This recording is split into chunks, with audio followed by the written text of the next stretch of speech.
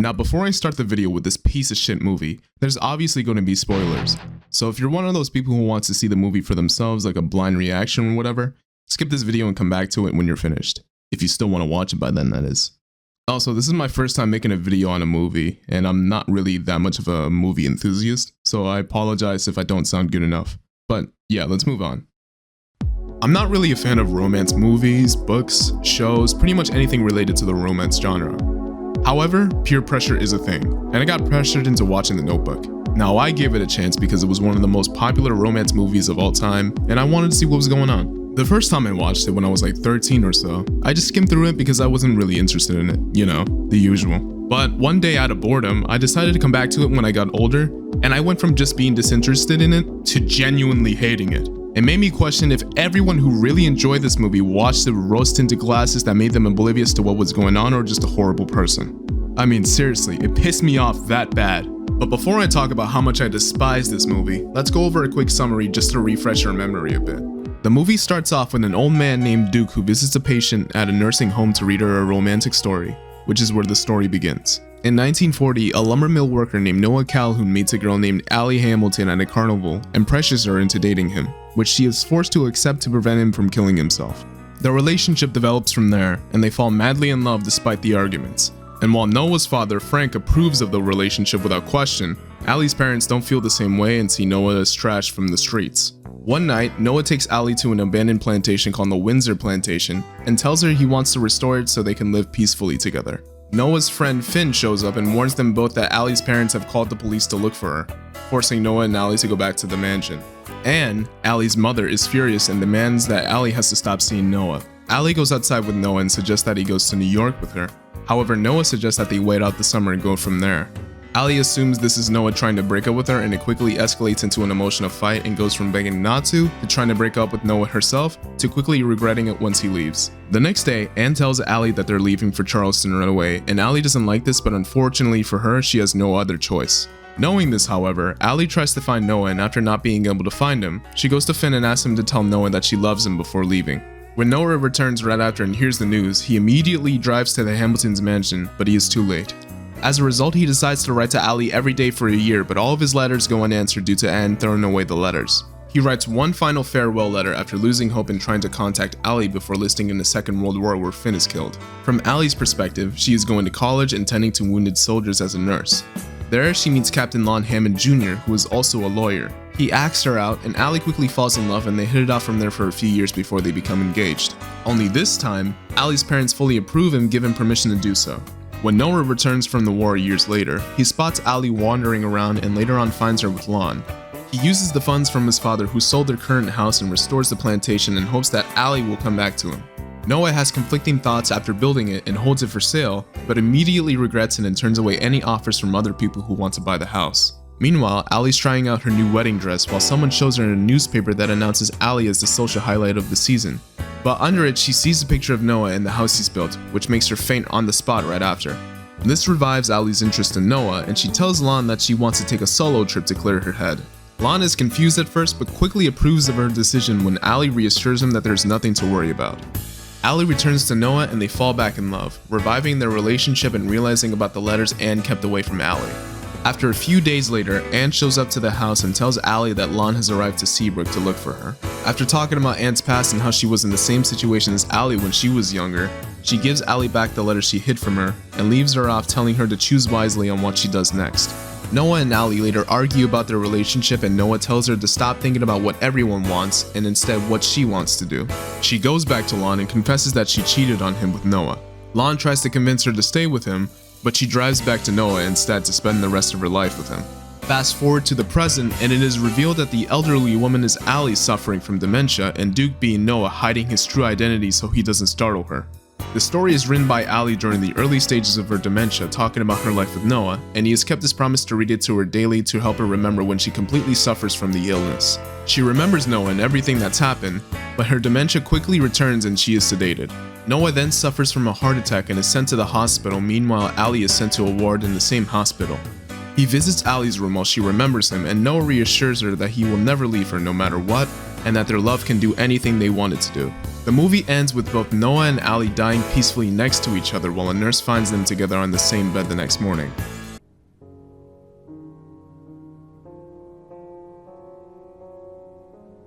Alright, so already there's a lot of red flags in this movie. Let's go over them in order of appearance. First, at the beginning of the movie, Noah pulls a suicide baiting move to get Ali to go out with him, and this isn't even 10 minutes into the movie. Now, he wasn't gonna do it, of course, but it was obvious that it was an attempt to force her to date him, and it worked because she was fully convinced that he was gonna kill himself. If I was Ali, I would have told him to do it. I'll kill myself if you don't go out with me. Oh golly gee shucks, what makes you think I would give two fucks about that? You're some random stranger I don't know and I have no interest in, and if it wasn't clear enough, I don't like you. Goddamn, my hand slipping.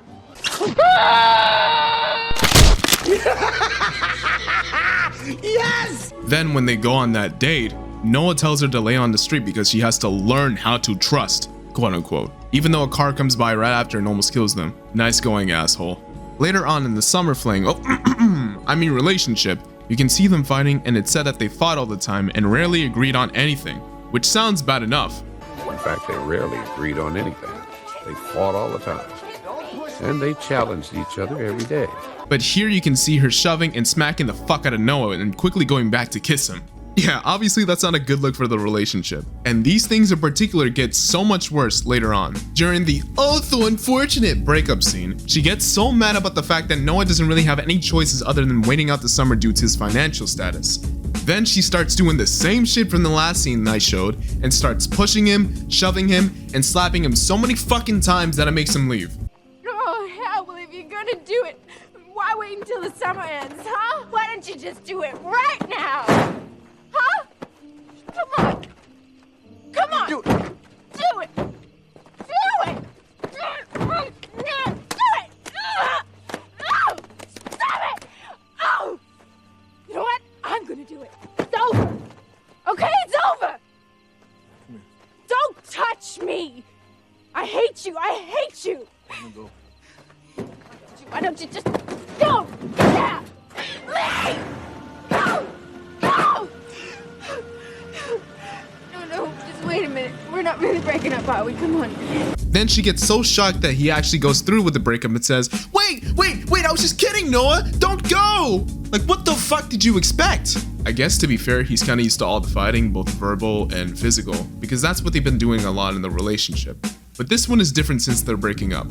As for the letters, I know that Noah got Ali's message from Finn, which made him do all those things, but also keep in mind that he's unaware that Anne's hiding them at the time. So from Noah's perspective, it looked like Ali lost interest in him and didn't want to respond to the letters he was sending. And from Ali's perspective, it looked like Noah also lost interest and didn't bother writing any letters to her. Both perspectives made them believe that the relationship was completely over and that they had to move on from it.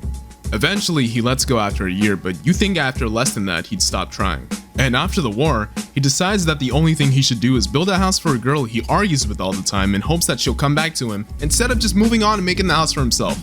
Well, that is when he sees her acting all lovey-dovey towards Lon, but yeah, of course he gets shit-faced and thinks about burning the house or selling it, eventually going for the latter. But for some odd reason, he quickly switches up and says, nah, I don't want to sell the house anymore. Did he forget the reason why he built the house in the first place? You know, for Ali? Then he starts getting mad and turning down offers when people actually show up to buy the house. Like, what the fuck did you expect, man? God forbid people want to buy a house when it's up for sale. Nice logic, asshole. This dumb fucking bitch also has the nerve to date a widow and treat her like shit because he's still obsessed with Ali, who he only knew for 3 months and fought with constantly. Like, come on, you can't be this much of a fucking idiot. It also doesn't make sense to me that when Ali's aware of Noah's existence after the war, she quickly faints as if she's seen a ghost. Then she decides to go to Seabrook for a few days to quote-unquote clear her head, when really she's going to see Noah. At this point, this is starting to sound like Stockholm Syndrome. You're telling me you still want to see a creep who wouldn't take no for an answer, threatened to kill himself if he didn't go out with him, and fought with constantly during the relationship? What the fuck is this movie? But once she actually does meet with him, she talks to Noah about her relationship with Lon, and surprisingly, he's kinda cool with it. He even says that they can still be friends, which is how the movie should have went on. Well, that's that. You marry Lon, and we can be friends. Right? Right. Now, if someone is having a blind reaction to this, they probably think, oh nice, they're gonna move on as friends with their new lives and see the time they had together as just memories, right? Nope. Noah says fuck the friendship and leans in for a kiss while she willingly gives in, and then they have sex later on. I have no words for this bullshit. This is just straight up cheating, and I have no idea why people found this bum-ass behavior romantic. As if fucking stalking, toxic behavior, and manipulation wasn't bad enough. They just had to add this onto the list. Like, this is just, wow. This can't get any fucking worse, dude. I feel bad for Lon and Martha at this point. Martha took it well, surprisingly, and even accepted Allie's offer to go inside for some tea. She's really strong for that. But we'll get to Lon's reaction in a bit. Anne shows up to the house and says, hey, you know Lon's looking for you, right? You haven't been back in a few days. And then Allie says, I don't give a fuck. I'm here with my man, and you hid him from me. You hid all those letters from me. After Anne shares her similar situation to Allie, they go back to Noah's house and Anne hands her back the letters she had been hiding and urges her to make the right choice, which we know Allie is incapable of doing at this point. After that, unsurprisingly, they get into a fight. Of course, who would have guessed? It's all just, ooh, I hate you for this, blah, blah, blah. But Noah all of a sudden decides to be rational now out of all times, telling her to do what makes her happy instead of what everyone else wants, including himself, even though he was the one who encouraged Allie to start the relationship again by giving her a surprise kiss. You just picture your life for me? 30 years from now, 40 years from now? What's it look like? If it's with that guy, go. Go! I lost you once. I think I could do it again. If I thought it's what you really wanted. But don't you take the easy way out. What easy way? There is no easy way. No matter what I do, somebody gets hurt. Would you stop thinking about what everyone wants? Stop thinking about what I want, what he wants, what your parents want. What do you want? What do you want? It's not that simple. What do you want? God damn it. What do you want? Can I get an Oreo McFlurry? Yeah. Now here's where Lon's reaction about the cheating situation comes in. He's contemplating whether he should kill Noah, beat his ass, or leave Allie. But he's still just as understanding as he was when he allowed Allie to take that little solo trip to clear her mind, quote unquote, when it was really just to fuck Noah. Her excuse is basically, when I'm with Noah, I'm one person, but when I'm with you, I feel completely different. When I'm with Noah, I feel like one person, and when I'm with you, I feel like someone totally different. So you'd rather be with a person who's living life and dealing with a shitty fucking relationship, constantly getting into fights and whatnot, than the person who has a man that legit cares about you deeply and supports you no matter what? I need to take care of a few things. I need to clear my head. Okay, should I be worried? No, I don't think so. Oh, that's reassuring. Listen, are you all right? Yeah. Okay, then go. Take your time, do whatever you need to do. Look, it's okay to be nervous, all right? It's normal to get cold feet before your wedding. No second thoughts, no. I love you. Would you just stay with me? Stay with you? What for? Look at us, we're already fighting. Well, that's what we do. We fight. You tell me when I'm being an arrogant son of a bitch, and I tell you when you're being a pain in the ass. Which you are, 99% of the time. I'm not afraid to hurt your feelings. They have like a 2-second rebound rate, and you're back doing the next pain in the ass thing. So what? Unfucking believable. And then they lived happily ever after. Yay! What a wonderful story, right? Shut the fuck up, Gramps. Now, without context, this might seem like a happily ever after ending, but after seeing the events leading up to this, it's a shitty one. Oh, sure, Allie. I'm sure cheating on your fiance with an obsessive man that you dated for 3 months is a good idea, especially when that relationship involved you guys fighting all the time, and the only thing that made you guys stay was your sex drive. With all of that being said, I hate how the ending turned out. It was romantic, sure, but both of them aren't good people, and all that bullshit that happened during the movie just ruins it. Because I'll totally believe that despite them fighting all the time, they somehow managed to stay together. Yeah, alright. So after watching all of that dumbass shit, I'm questioning why this became one of the most beloved romance films of all time. Either people watch this movie with rose-tinted glasses or they actually enjoy the idea of toxic relationships and infidelity. I fucking hope to God that it's not the latter, because that would be a serious problem. This movie clearly glorifies toxic behavior and cheating, and I have no idea how people who like this movie don't see that, especially when it's slapped right on your face. But this also brought up a question in my mind. What is it with Western films and infidelity? One reason is that it creates a huge drama plot which people will get invested in because of course we all like to see drama. Cheating and toxic behavior is fine to include in any plot, but obviously you shouldn't go out of your way to glorify it and make it seem like it's the coolest thing you could do in terms of romance. Another reason is that cheating is very common in America, which makes that kind of plot realistic and relatable, both to people who are cheated on and the cheaters, which equals profit.